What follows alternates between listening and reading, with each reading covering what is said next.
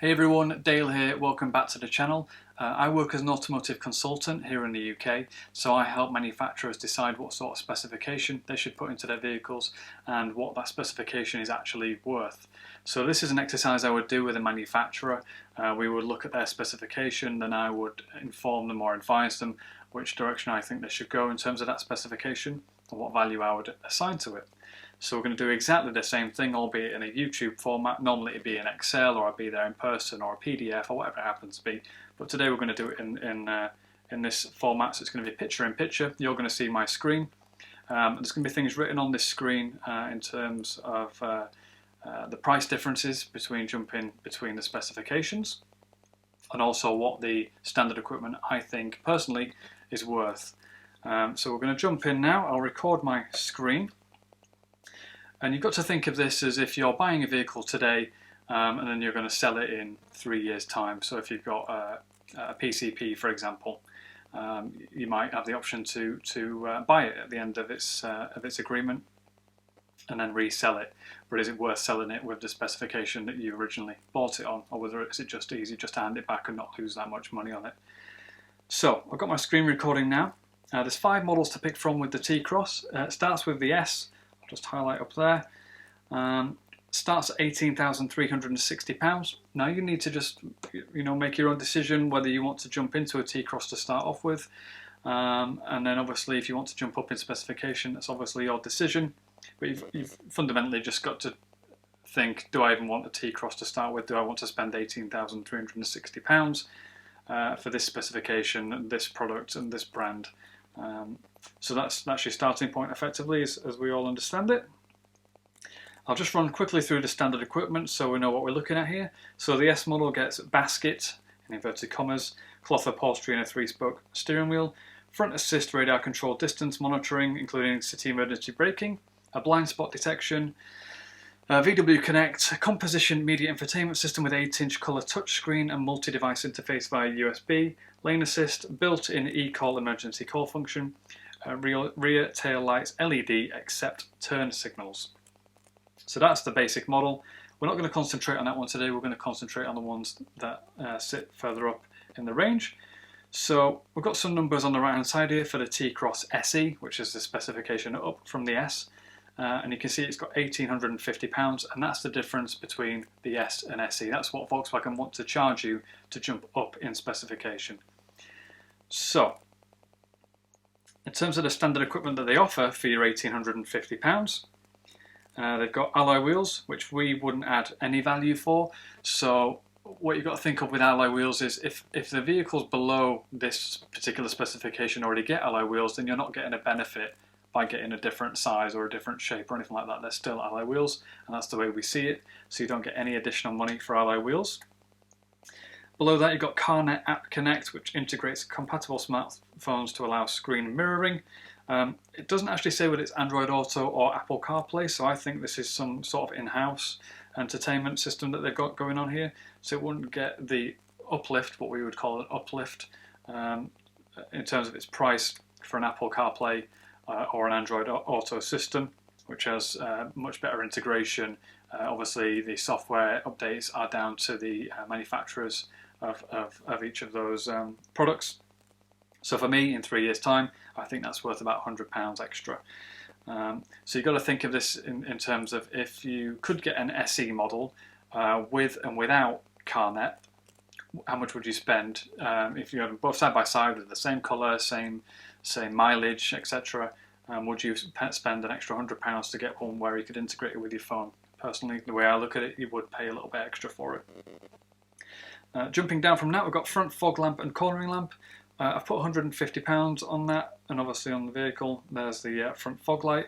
A little bit cheeky of Volkswagen, I see through your little game here. If we just scroll back up to the S, they also have a fog light that's integrated in the image there, but it is, because I've checked, it's actually a £255 option as it was filmed today. So just be careful of that. They're showing you images with front fog lights, but it's actually a £255 option. So just be careful when you spec that out or you're looking yourself, and the expectation is that it looks like that if you order one, because it won't, because it doesn't, it's an option. So we've obviously come back down. We've got the adaptive cruise control, including front assist and CT emergency braking. Yeah, adaptive cruise control, a very enticing option to offer, and a nice bit of convenience for driving and things like that, although there's not much driving going on at the minute with the whole world locked down. But I put £300 on there for that. I think it's a really good option that will last the test of time, and personally, I personally use a speed limiter. I don't really like adaptive cruise control, but I'm not going to penalise it for that. But I think it is a good option to have, and I think it is quite desirable in the used market to have a vehicle with adaptive cruise control. We come back up to the top right. We've got composition media infotainment system with 8-inch colour touchscreen. Again, it's like the alloy wheel situation, so if the vehicle below it had that same specification, then there is no benefit to it with it being on a higher specification, so it doesn't get any additional value because the base model gets it. Anti-theft alarm, every vehicle should have an anti-theft alarm, so no, sorry Volkswagen, you won't get any additional value for an anti-theft alarm unless it's got a tracker on it and things like that. 2 USBs at the back of the centre console, rear passenger. I don't put anything on here because they haven't specified which sort of USB it is. Is it the old style USB or is it the new style that you get with your phone's USB-C? A bit more compatible, a bit easier to use, especially if your children, trying to rag it in and out of your car and break the cords and whatnot. So that doesn't get anything from me. Triangle ties pearl cloth upholstery and a leather multifunction steering wheel. Now they've tied these two together, which is really weird because I wouldn't do that personally, but the leather multifunction steering wheel absolutely does get an uplift and a benefit to the user or driver, and I've put £150 on that. So in total, I think the specification that they've itemised here, obviously they've written this on here because they want to entice you to click through to this model and try to spec it out and configure it to your specification. But based on what I can see physically on the website without clicking through to anything, I think that specification is worth £700 based on my experience and knowledge of doing this for many years now. That's what I think is worth. So then what we're going to do is come down to the third specification, which is the T-Cross United. Now, all you have to do to jump up to that, you obviously have to jump up from the base spec up to the SE and then up to the United. But actually, if you were already looking at the SE and then maybe you want to take a look at the United, you'd only have to pay an extra £200 to jump up in specification. So again, alloy wheels, it's not worth anything because every model below that gets alloy wheels. Front fog lights, no, because every vehicle below it gets front fog lights except the base model, so it doesn't get any additional value. Heated front seats, heated windscreen washer jets, and low washer fluid warning light. You're not going to get anything for the low washer fluid warning light, but the heated front seats, heated windscreen washer jets, you'll get extra value for that. So I put in £250 that you would get back. Parking sensors front and rear, yeah, absolutely, really desirable option still, and will be going into the future over the next 3 years. So I'll put £200 on for parking sensors front and rear. Rear tinted glass from the B pillar backwards. Privacy concerns obviously, and obviously if you've got children in the back, it helps with the shade and not blinding them to death. So I put a little bit of extra value on. So that of £100. Voice activation, I haven't put anything on for that. A temperamental piece of equipment or software. Even the most expensive cars get voice activation wrong. So things like the Mercedes S-Class, it's still really frustrating to use things like that. So I haven't put any additional value on that. What's interesting is though the specification that they have added to the United, based on what I can see here again, I think it's worth in 3 years' time £550. So I think the specification they've written in here is worth more than they actually charge you to jump up in specification in terms of the price. So if you're interested in the SE, I'd honestly just skip it and I'd just go straight into the United. It just offers a lot more meaningful specification over the SE. So then we jump down again to the SEL, which is a bit more of a luxury style product, I believe. Big jump up in value for this one. So if you jump in from the previous model to the SEL, it's £2,660, which is a lot of money to jump up in specification, especially when you look below that and you can see what it's worth. So we've got the 17-inch Chesterfield alloy wheels. Again, 0 for that, as for the reasons I explained earlier. Climate control 2-zone electronic air conditioning, £150. Yep, so obviously air conditioning, really desirable piece of equipment. So and obviously it will be going forward. So I've added extra value for that, £150, which is what I think it's worth. LED dipped main beam with range adjustment and separate unique signature LED daytime running lights. So external factors like lights and things like that, they're usually done as an external packaging exercise, and we don't normally individually price things like lights. We look at it as how the entire vehicle looks. But in this case I have put a value to it, so I think the LED dipped main beam is worth about £100, but I generally wouldn't do it like this. I would just look at it as an entire package of a vehicle. 3 years CarNet guide and inform, nothing for that I'm afraid. Front and rear parking sensors, again because the prior model had it already, it isn't seen as a benefit on the model that comes after it, so it doesn't get anything extra. Rear tinted glass and silver roof rails, as we saw on the spec above this, it came with rear tinted glass, so it doesn't get any additional value. The silver roof rails, obviously if you want to spend money on the silver roof rails, then that's entirely your prerogative. I personally put 0 down.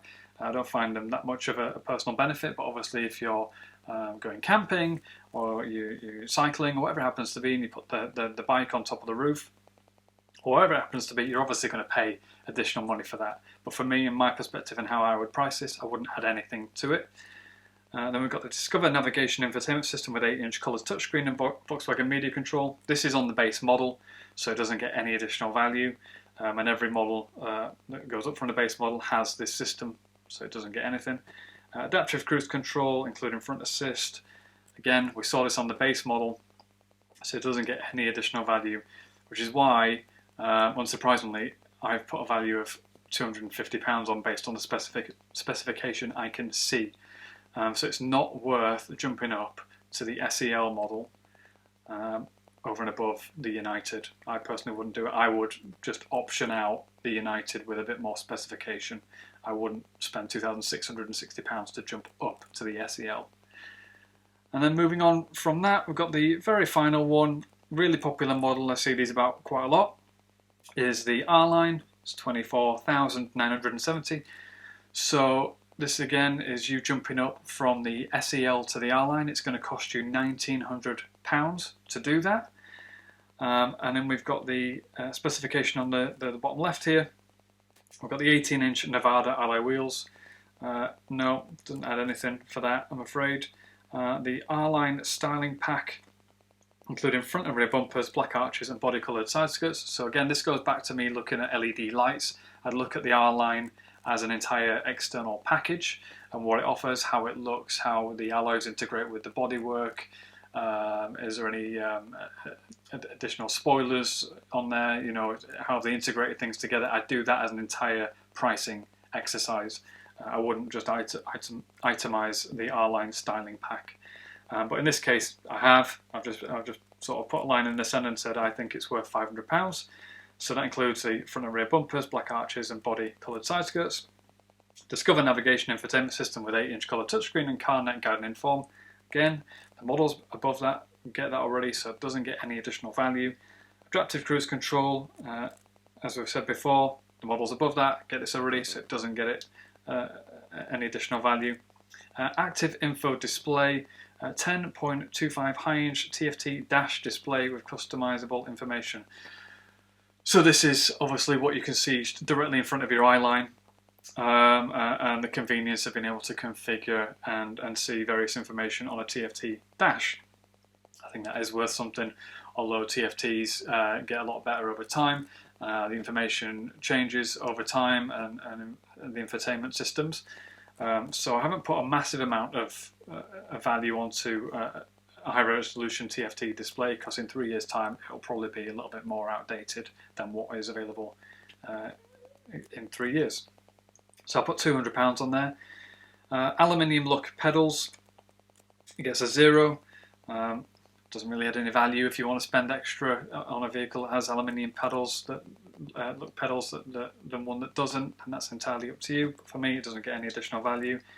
LED main dipped main beam with range adjustment and separate unique signature LED daytime running lights. Again, it doesn't get anything because one of the models prior to that already had it. So if you spend your £1,900, to jump up to the R-Line, it's actually only going to be worth, in my opinion, this is only my personal opinion, I think it's worth £700 in 3 years' time. So that's the end of the video. Super quick, I hope, 15-16 minutes or so. And this is something I'm going to do for, I'm going to try and do it for every Volkswagen product. I'm going to do it for Audi, for Mercedes. If you've got a vehicle you want me to look at specifically because you're interested in buying it and you want to know what this specification is worth, then let me know in the comments. If you disagree with what I've said in terms of what you would pay on some of these vehicles, again, jump into the comments and I'll jump in there with you and we can have a chat and you can understand my rationale behind why I price things the way I price things. But I hope you've enjoyed the video. If you have, obviously give it a like, and if you want to see more videos, subscribe, really appreciate it. But we'll see you guys in the next one. Cheers.